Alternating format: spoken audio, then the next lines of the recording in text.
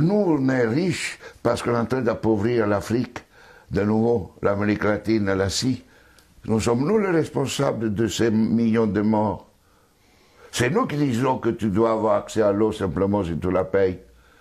Que je t'amènerai l'eau si je suis rentable. En Afrique, c'est nous, c'est pas eux. Eux, ils étaient capables de le faire en communauté. Et donc, à l'heure actuelle, il faut se dire que les guerres qu'on est en train de faire, c'est quoi? C'est parce qu'ils nous ont attaqués. Qui? Quand Sarkozy a bombardé la Libye, aucun Libyen n'avait attaqué la France. La France n'avait pas été bombardée par personne.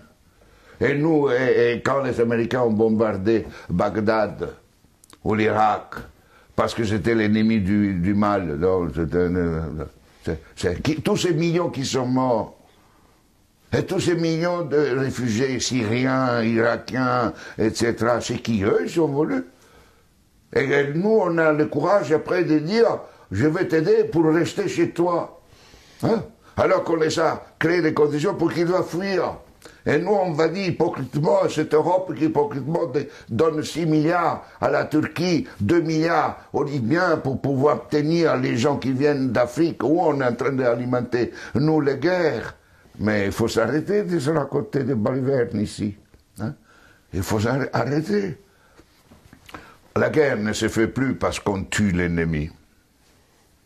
La guerre est devenue, grâce à la technologisation, elle était aussi d'avant, mais elle est devenue une activité économique la plus rentable après l'industrie pharmaceutique et l'industrie informatique. On fait la guerre parce que c'est rentable.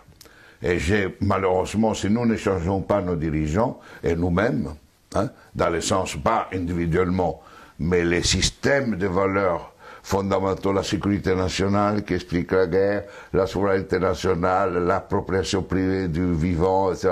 Tout ça, on fera la guerre. On fera la guerre, pourquoi? Parce que pour cela, deviendra une activité de plus en plus rentable. D'ici quelques années, si vous éliminez la guerre, le PIB mondial chutera, d'après le système dominant. Et ne chutera pas si on est dans un autre système. Au contraire, la guerre, la disparition de la guerre sera une source de richesse.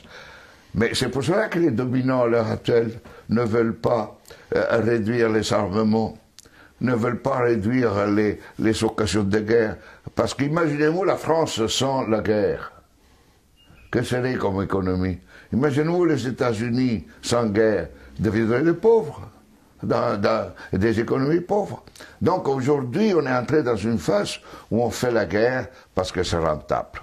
Et vous n'aurez aucun dirigeant actuel du monde qui arrêtera la guerre, parce qu'il sera crucifié, parce qu'il sera lapidé,